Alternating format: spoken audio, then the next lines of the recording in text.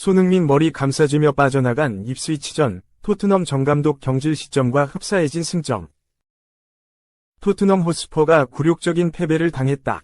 패배 화살이 엔제 포스테코글루 감독에게 향하고 있다. 중도 하차 이야기도 들린다. 영국 언론 풋볼 런던은 11일 한국 시간 토트넘이 입스위치 타운에 패한 뒤로 포스테코글루 감독을 경질해야 한다는 목소리가 많이 들린다며 경기에 대한 긍정평가가 거의 없다. 승기를 잃은 팀 같다는 평가도 있다. 고 꼬집었다. 토트넘이 입스위치의 역사적인 승리 제물이 됐다.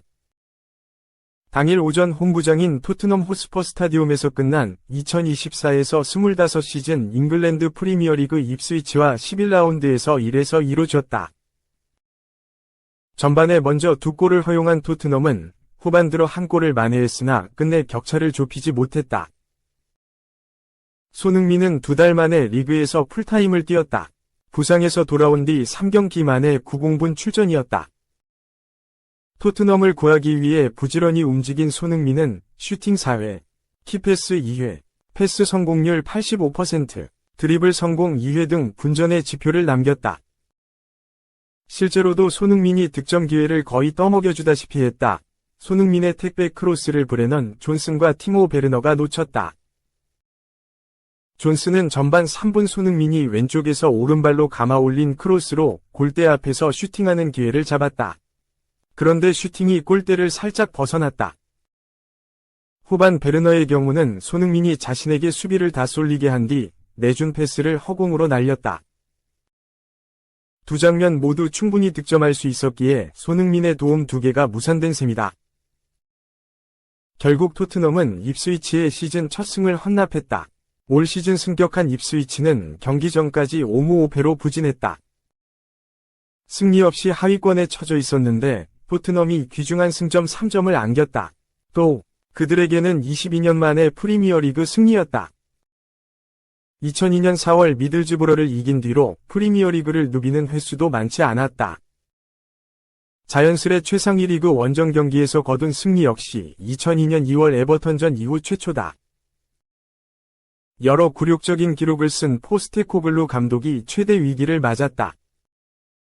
현 상황이 과거 성적 부진으로 경질됐던 누누 에스피리투 산투 전 감독 때와 비슷하다는 평가다. 현재 노팅엄 포레스트를 지도하는 누누 감독은 2021년 6월 토트넘에 부임해 4개월 만에 경질됐다.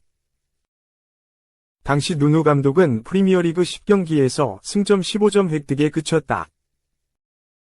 지금 토트넘은 11경기서 5승 1무 5패로 승점 16점이다. 거의 동일하거나 경기 수를 고려하면 더 못하다고 할 수 있다. 포스테코글루 감독은 패배 책임을 자신에게 돌렸다. 그는 경기 내내 너무 수동적이었다. 템포와 강도 모두 상대를 이길 정도를 갖추지 못했다며 일관성이 없고 수동적이었던 건 내 책임이다. 내 접근 방식이 잘못됐다고 볼 수 있다. 나아지는 법을 찾아야 한다. 라고 했다. 다만 거센 야유를 온전히 받아들이지는 못했다. 포스테코글루 감독은 경기 후 라커룸으로 들어가면서 한 팬과 신경전을 벌였다. 종료 휘슬이 울리고 경기장이 야유로 뒤덮인 가운데 어느 팬이 포스테코글루 감독에게 소리쳤다. 이를 들은 포스테코글루 감독은 멈춰서서 팬이 있는 방향을 매섭게 노려봤다. 포스테코글루 감독은 당시 상황에 대해 팬들은 실망할 권리가 있다. 이미 말했듯이 책임은 내게 있다. 라고만 했다.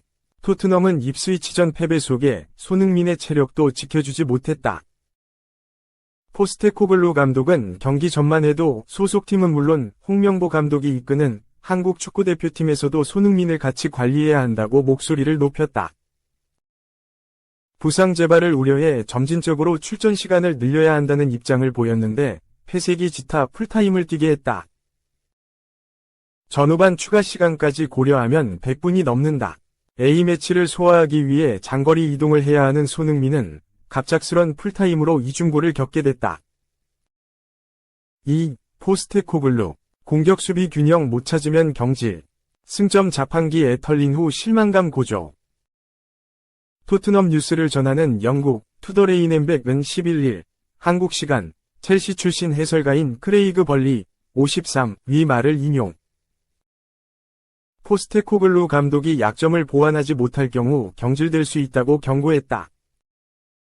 포스테코글루 감독이 이끄는 토트넘은 이날 영국 런던의 토트넘 호스퍼 스타디움에서 끝난 2024-2025 잉글리시 프리미어리그 EPL 11라운드 홈 경기에서 승격팀 입스위치 타운에 1에서 2로 패했다. 대부분이 예상하지 못한 충격적인 결과였다. 이번 시즌 승격팀인 입스위치는 2경기 전까지 리그 10경기 동안 5무 5패로 단 1승도 거두지 못해 상위팀들의 승점 자판기로 간주됐다. 하지만 토트넘은 전반에만 2골을 내준 채 입스위치에 끌려다녔다. 전반 31분 사미 스모딕스의 바이시클킥에 선제골을 내줬더니 전반 43분 리암 델랍에게 추가골까지 얻어맞았다. 토트넘은 졸전 펼친 끝에 패했다. 후반 24분 로드리고 벤탄쿠르가 만회골을 터뜨리긴 했으나 무득점 수모는 벗는데 그쳤다. 토트넘은 순위를 3위까지 오를 수 있었던 기회를 놓치면서 10위까지 내려앉았다. 토트넘은 크리스탈 팰리스와 리그 9라운드 경기에서도 0에서 1로 패해 리그 첫 승을 험납한 바 있다. 토트넘과 포스테코글루 감독은 반드시 잡아야 할 경기에서 패하면서 팬들로부터 점차 신뢰를 잃어가고 있다. 실제 영국 풋볼 런던은 이날 칼럼을 통해 토트넘이 입스위치 타운에 패한 이후 소셜미디어, SNS에서 포스테코글루 감독의 해임을 요구하는 목소리가 높아지고 있다고 전하기도 했다.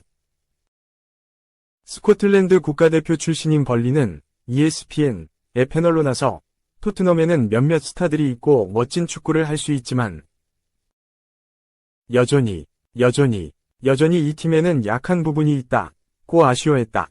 이어 벌리는 그들은 자신을 노출하고 있고 포스테코글루 감독은 아직도 뛰어난 공격적인 축구와 적절한 수비 사이의 균형을 찾지 못하고 있다고 지적했다. 또 그는 내가 계속해서 말하지만 포스테코글루 감독이 그에 대한 균형을 찾지 못한다면 결국 그 때문에 그는 직업을 잃을 수 있다고 주장했다. 토트넘은 줄곧 꾸준한 성적을 올리지 못하고 있다. 최근 경기도 마찬가지. 지난달 31일 카라바오컵, EFL컵, 16강전에서 최강 클럽으로 인정받고 있는 맨체스터 시티를 2에서 1로 꺾으며 상승세를 탄 토트넘이다. 토트넘은 아스톤 빌라마저 4에서 1로 완벽히 눌러 기대를 모았다. 하지만 갈라타사라이와 유럽축구연맹, 우에파 유로파리그에서 2에서 3으로 패했고 입스위치와 경기에서도 승점을 쌓지 못하면서 위기를 자초하고 있다. A매치 휴식에 돌입한 토트넘은 오는 24일 맨시티와 12라운드를 시작으로 시즌을 재개한다. 이후 AS 로마와 유로파리그 경기를 치르고 다시 리그에서 풀럼, 본머스, 첼시를 차례로 만날 예정이다. 과연 포스테코글루 감독이 변화된 전술을 들고 나올지 궁금하다. 3. 라커룸에서 손흥민과 싸웠던 요리스, 촬영 금지 구역이었다. 폭로. 2020년 7월 손흥민은 소속팀 토트넘 호스퍼의 주장이던 골키퍼 위고 요리스와 충돌했다. 두 사람이 라커룸에서 몸싸움 직전까지 가는 싸움을 벌인 모습은 다큐멘터리를 통해 고스란히 공개됐다. 요리스는 최근 라커룸 내 카메라 설치는 선수들이 동의한 부분이 아니었다고 폭로했다. 7일 현지 시각 미국 뉴욕타임스는 는 제목의 기사를 보도했다. 2020년 세계적 온라인 영상 서비스 아마존 프라임 비디오는 토트넘의 2019에서 2020 시즌을 밀착 취재한 다큐멘터리 뭐 아니면 또 토트넘 호스퍼를 방영했다.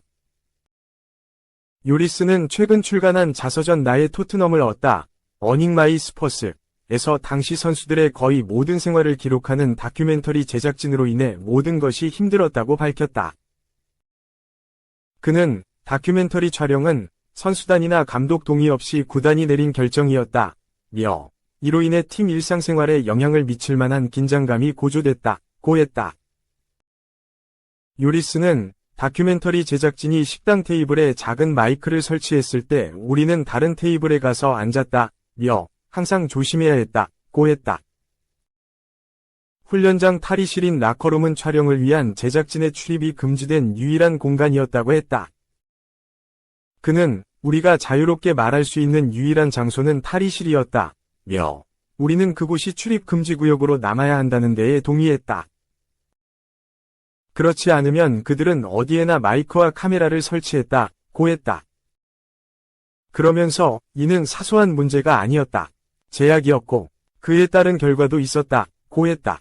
하지만 다큐멘터리 제작진은 라커룸에도 카메라를 설치했고 그곳에서 손흥민과 다투는 장면은 다큐멘터리 9화의 주요 소재였던 동시에 예고편으로도 만들어져 화제가 됐다.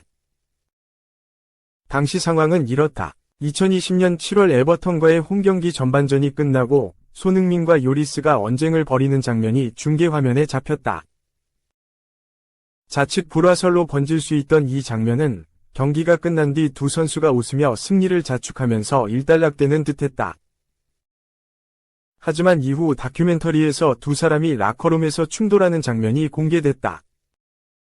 요리스는 라커룸으로 향하며 손흥민에게 수비에 적극적으로 가담하지 않는다며 화를 냈다.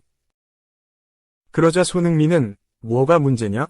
왜 나를 존중하지 않나? 난 널 존중한다. 고 맞받아쳤다. 동료들이 말리며 두 사람의 다툼은 몸싸움으로까지 이어지지는 않았다. 손흥민도 다큐멘터리 촬영이 불편했다는 뜻을 내비친 적 있다. 손흥민은 2020년 10월 다큐멘터리 홍보를 위해 마련된 국내 언론과의 화상 인터뷰에서 우리는 카메라와 마이크가 있다고 해서 평소와 다르게 행동하지 않았다며 요리스와 다투는 장면도 그저 감정적인 상태에서 나온 자연스러운 해프닝이었을 뿐이라고 했다. 이어 그런데 화면을 통해 본 라커룸 등등 우리의 생활 공간은 아주 묘하게 느껴졌다며 내 모습과 목소리는 물론이고 우리의 훈련, 경기 장면을 다큐멘터리로 들여다본다는 게 이상했다고 말했다. 한편 프랑스 출신 골키퍼 요리스는 2015에서 2016 시즌부터 지난해까지 토트넘의 주장을 맡았다. 이후 손흥민이 주장 완장을 이어받았다. 요리스는 현재 미국 메이저리그 사커 LAFC에서 선수 생활을 이어가고 있다.